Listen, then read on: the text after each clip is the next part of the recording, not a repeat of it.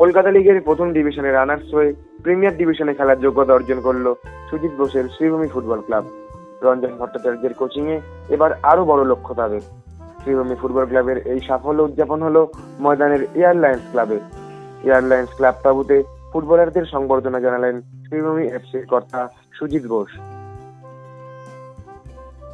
Premier ডিভিশনে খেলার সুযোগ পেয়ে গেলে লড়াই তো আরো বেশি কঠিন হয়ে গেল, কি বলবেন? কঠিন তো অবশ্যই, ফার্স্ট ডিভিশনে বছর যথেষ্ট কঠিন প্রতিপক্ষ ছিল, কঠিন লড়াই হয়েছে। চেষ্টা করব প্রিমিয়ারও ভালোভাবে রেজাল্ট করার এবং ফার্স্ট হচ্ছে টিমটাকে ভালো করে গোছানোর এবং সুপার সিক্সে যাওয়ার এবং ভালো রেজাল্ট করা। আজকের এই দিনটা কেমন লাগছে? না, অবশ্যই সারা বছরের পরিশ্রমের ফল এটা সবাই মিলে একসাথে এসে এটা আমরা উদযাপন করছি। এটা আমরা রেজাল্ট ভালো করেছি বলেই আজকে এই দিনটা আমরা আজকে পেয়েছি। এটা তো খুব ভালো লাগছে।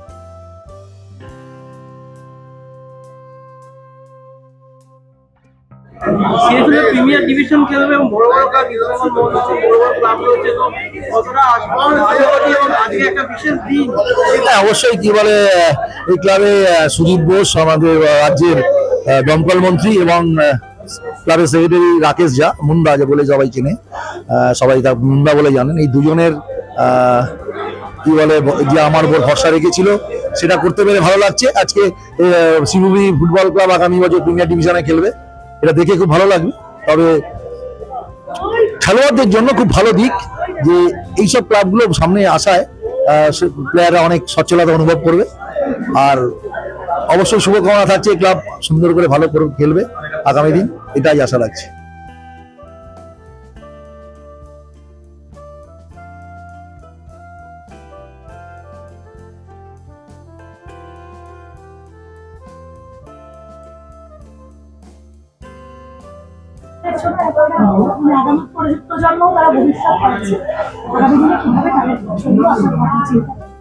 প্রথমত বলি, আজকে আমাদের যারা প্রিমিয়ারে উঠতে যে প্লেয়াররা সহযোগিতা করেছে, আজকে শ্রীভূমি ফুটবল ক্লাব প্রিমিয়ার খেলবে আগামী বছর।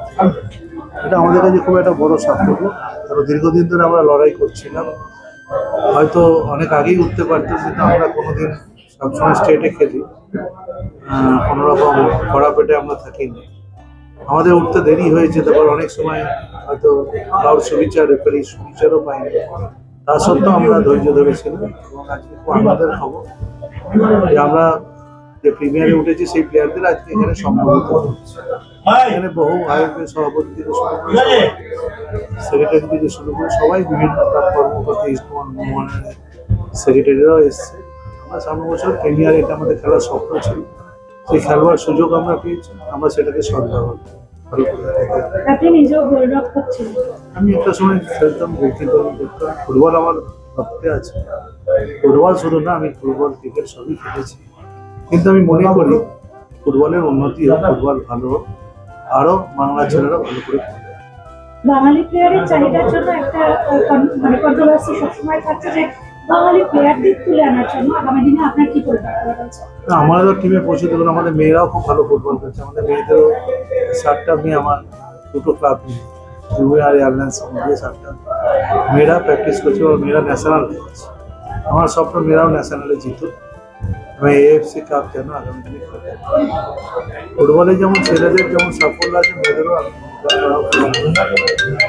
আজকে আমার জঙ্গলমহলের মৌসুমী মোড় খেলছে, রিম্পা হালদার বলে একটা মেয়ে খেলছে। সবাই আজকে বেঙ্গল টিমে যতগুলো প্লেয়ার আছে, তার মধ্যে 15টা মেয়ে আমার টিমে। এটা আমার কাছে আনন্দের, গর্বের। কারণ গতকাল 6 গোলে জিতেছে, রিম্পার 5টা গোল, এটা খুশি লাগে।